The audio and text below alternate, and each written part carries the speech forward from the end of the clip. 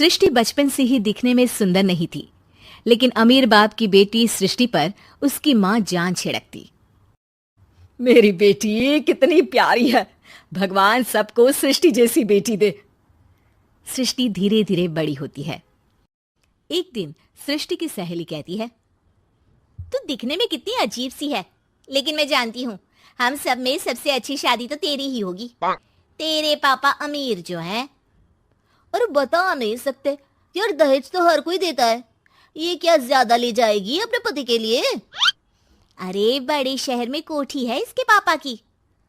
अरे पापा की है ना, कौन सी इसकी है? इसकी होती तब तो कोई भी लड़का इससे शादी कर लेता। अरे पापा की मतलब पापा की है तो मेरी ही है ना? किसने कहा? अब तेरी तो तब होगी ना जब तेरा भाई ना हो। वैसे भी शादी के बाद सारी प्रॉपर्टी भाई के नाम होती है। सृष्टि समझ जाती है कि उसे किसी भी हालत में माँ बाप की सारी प्रॉपर्टी को अपने नाम करना है, लेकिन कैसे? एक दिन सृष्टि का भाई शीनू कहता है, बहन क्या कर रही है? तुझसे एक बात करनी है। अरे हाँ हाँ करना, मैं तो तेरी बहन हूँ। बहन मेरी लाइफ में ना एक लड़की है, बहुत अच्छी है। मैं सोच रहा हूँ माँ और पापा से बात करूँ शादी के लिए। सृष्टि को समझ में आ जाता है कि भाई की शादी होते ही भाभी उसे एक दिन भी घर में बर्दाश्त नहीं करेगी। क्या बात है भाई, बताना कौन है वो? यार वो बहुत अच्छी लड़की है, पढ़ी लिखी है, मेरे साथ जॉब भी करती है। बस एक प्रॉब्लम है। हाँ प्रॉब्लम? क्या प्रॉब्लम है भाई? यार वो शादीशुदा है, लेकिन उसके पति ने उसे सिर्फ इसलिए छोड़ दिया क्योंकि उसके माँ बाप दहेज नहीं दे पाए। सृष्टि ये सुनकर न जाने क्यों खुश हो जाती है। अरे भाई तो क्या हुआ, लड़की तुझे तो पसंद है ना? शीनू को लगता है कि बहन उसे समझ रही है। वो इस बात से अनजान होता है कि उसकी बहन की मंशा पूरा घर हड़पने की है। सृष्टि अपनी माँ से कहती है, मम्मी मुझे तो बहुत चिंता है। पता है शीनू क्या कर रहा है? अरे क्या कर रहा है? वो तो काम पर जाता है और वापस घर आता है। नहीं ना माँ, वो यही तो नहीं कर रहा, बाकी सब कर रहा है। आपको पता है उससे प्यार है, और वो भी एक शादीशुदा लड़की से। ये क्या हो गया? मैं सोसाइटी में क्या मुंह दिखाऊंगी?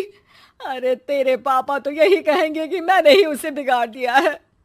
माँ देखो, मेरी बात मानो, पापा पर भी विश्वास करने की जरूरत नहीं है। अब आप ही बताओ, पापा इतनी देर घर के बाहर रहते हैं क्यों? बोलो। अरे बेटा वो तो नौकरी करते हैं ना।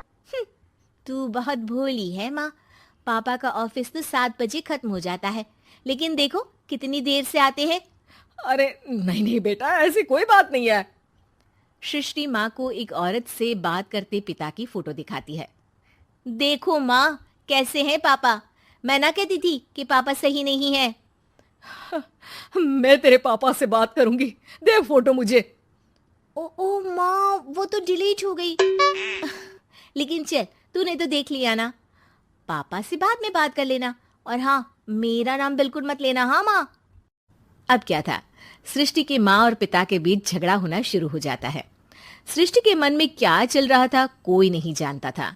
एक दिन, माँ सृष्टि के लिए एक लड़का देखा है, वो लोग शाम को उसे देखने आने वाले हैं। और हाँ माँ, एक खुशखबरी, मैं और पापा मिलकर एक नया बिजनेस ट्राई कर रहे हैं। शाम को लड़का आता है, सांवले रंग का। सृष्टि को तो बिल्कुल भी पसंद नहीं आता। लड़की की माँ कहती है, लड़की का चेहरा तो कोई खास नहीं, लेकिन अगर मेरे बेटे को आप लोग सेटल कर दें तो मैं उसकी शादी आपकी बेटी से करवा दूं। सृष्टि को लड़का बिल्कुल पसंद नहीं था। उसे भाई पर गुस्सा आ जाता है। लड़के वालों के जाने के बाद कहती है, माँ देखा शीनू मेरे लिए कैसा लड़का लेकर आया, न दिखाने लायक न सुनने लायक, सेटल भी नहीं, वो भी हम करे। अरे माँ मैं जानती हूँ ये मेरी शादी किसी भी घर में क्यों करवाना चाहता है। अरे कैसी बात कर रही है बहन? तूने तो देखा ना, लड़के को मैंने ही मना कर दिया तुझसे शादी के लिए। जिसने लड़का बताया था उसने उसकी बहुत तारीफ की थी। बात आई गई हो जाती है, लेकिन सृष्टि का मन शांत नहीं होता। क्या करूं, कुछ समझ में नहीं आ रहा। मेरी शादी हो गई तो ये लोग पूरी प्रॉपर्टी शीनू के नाम कर देंगे, मेरे हाथ तो कुछ लगेगा ही नहीं। तभी सृष्टि को आइडिया आता है। वो किसी वकील को फोन करती है। जी देखिए, अगर आपके मम्मी पापा का तलाक हो जाता है तो आपके पिता की आधी प्रॉपर्टी आपकी माँ के नाम हो जाएगी, फिर उसे वो किसी को भी दे सकती है। सृष्टि अब माँ को बेटे के खिलाफ भरती है। माँ, शीनू पर नजर रखा करो। वो जिस लड़की के प्यार में है ना, वो शादीशुदा है। यहाँ आएगी, सारा पैसा, रुपया, जमीन, जायदाद सब हड़प लेगी। पापा का भी हाल तुमसे छुपा नहीं है। ऐसा ना हो कि मैं और आप एक दिन सड़क पर भीख मांगे। हे भगवान, मैं तो जीते जी मर जाऊंगी अगर ऐसा हो गया तो। ऐसा हो गया नहीं माँ, ऐसा ही होगा। अभी समय है, आगे का सोच लो। मैं तो कहती हूँ पापा से आधी प्रॉपर्टी लेकर अलग हो जाओ। पापा की आधी प्रॉपर्टी भी हम लोगों को अगर मिल जाती है ना, तो अगले 7 जन्म सफल समझो। बेचारी माँ बेटी के कहने पर पति से तलाक लेकर अलग हो जाती है। सृष्टि अब पैसों से गाड़ी और अपने दूसरे महंगे शौक पूरे करने लगी। उसके दोस्त भी उसके पैसे इस्तेमाल करते। सृष्टि, कल तुम कहाँ थी? मैं सारा दिन घर पर अकेली थी। तो मैं क्या करूं? मैंने ठेका तो नहीं लिया है ना तुम्हें संभालने का। माँ को सृष्टि से ये उम्मीद नहीं थी। वो बैठकर रोने लगती है। वहीं उसका पति यानी कि सृष्टि के पिता आ जाते हैं। मैं जानता था कि तुम्हारा यही हाल होगा, तो आपने मुझे रोका क्यों नहीं? मैं रोकता तो तुम रुकती क्या? सृष्टि के कहने पर तुमने मुझ पर, अपने बेटे पर शक किया, लेकिन तुम ये भूल गई कि कैसे हम दोनों ने मिलकर जीवन में इतना सब खड़ा किया। माँ पति के गले लग जाती है। मुझे माफ कर दीजिए, मैंने आपकी कमाई का एक बड़ा हिस्सा गवा दिया।